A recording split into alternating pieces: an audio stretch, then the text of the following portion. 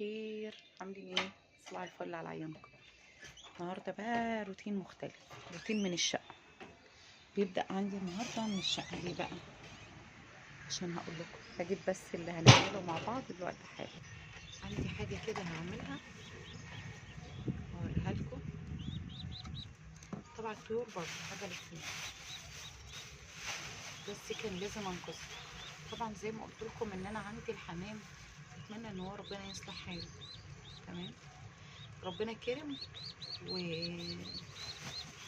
وثلاثة برضه الحمد لله بس للأسف الشديد جدا لأنهم لسه جداد. يعني أنا جايباهم أصلا زغاليل صغيرين سابوا ولادهم. طيب لما زي أي بني آدم في الدنيا لقيت حاجة زي كده قدامي، بدأت بقى أبحث عن حاجة اسمها تأكيل اليدوي. طبعا المفروض ان هما بياكلوا ولادهم ببقهم، يعني كل حمامه بتاكل ولادها. طيب انت لما هما بيعملوا، لقيت بقى في حاجه اسمها تاكيل يدوي. التاكيل اليدوي ده اللي هو ده كده، ان انا اجيب الزغاليل وانا اللي اكلها بايدي. وصلكم؟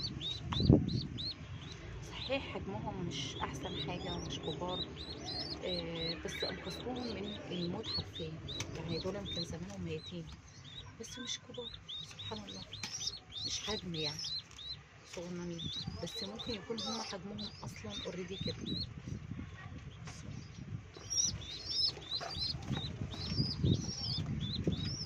بحط حاجه اسمها عليقه البادي. طبعا لقيت حاجه اسمها بروتين وحاجات زي كده. طبعا بما اني مش عارفه كويس قوي في الحاجات دي، فمش هبدا بحاجه زي كده.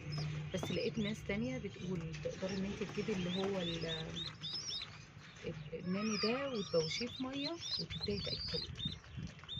فطبعا هبدا دي سهله بالنسبه لي يعني. كان عندي عليقه وابدا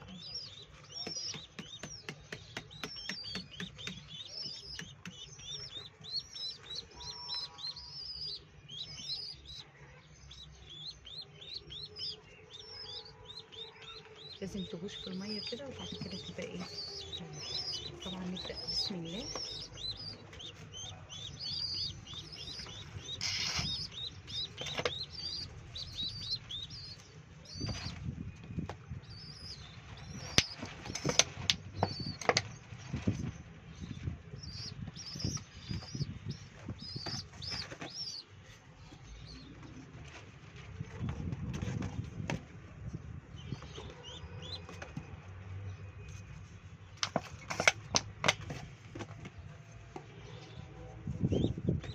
طبعا هيبداوا يهدوا خالص لان طبعا كانوا جعانين.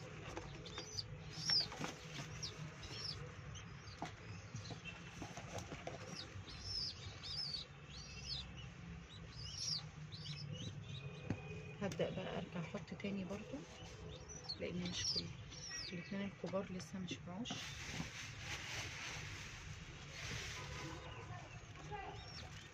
بعبيه في ازازه كده وازوده ميه واكله. طبعا دي حاجه جانبيه مش اساسيه، يعني ده مش روتين. يعني ده بدايه يومي. اول ما افتح عينيا كده طبعا لو مش مصليه الفجر بقوم اصلي. بعد كده بقى ببدا اشوف اكل.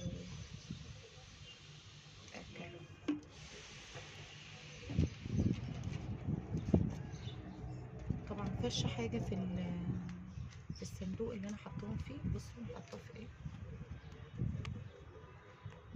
حطاهم في صندوق من بتاع الفاكهه كده اهو. طبعا بحطهم في مكان دافي. ليه بقى؟ لان برضو المفروض امهاتهم بيدفوا.